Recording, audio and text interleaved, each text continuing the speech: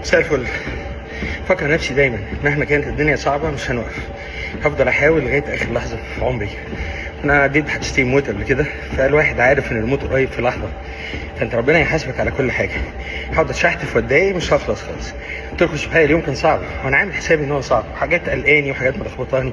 اليوم كان صعب جدا، بنتكلم مع جهات معينه على مستوى عالي جدا، وفي رفض للتغيير وفي تحديات وكل حاجه، وانت على اعصابك هتشتغل، هتحط كل ما عندك.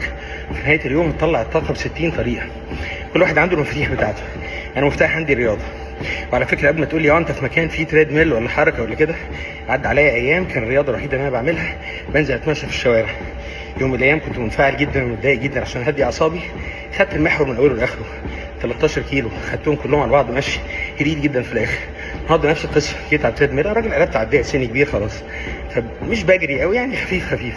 كملت 25 دقيقه. مع كل دقيقه بتعدي بروق دماغي، بدعي ربي، بستغفر ربي، بقرا قران، فكر في الحاجات الملخبطه عندي، بلاقي لها حلول. سبحان الله الدنيا بتروق، انك انت نيتك وتركيزك كله انا هطلع قماش. مهما الدنيا ملخبطه وصعبه ومعقده وكل حاجه، هجيبك يعني هجيبك. اي حد يجي مكتبي في المهندسين هيلاقي يافطه كده، كان سلطان العمي بيقولها في المسلسل كنا بنعمله في باتاجونيا، كان دايما مفتش مباحث دمه خفيف وكده، يقول للناس في اي موقف صعب هجيبك هجيبك. مهما كانت الدنيا صعبه هجيبها ان شاء الله، ولو ما عرفتش اجيبها عملت اقصى ما عندي. قل اعملوا فسيرى الله عملكم ورسوله والمؤمنون.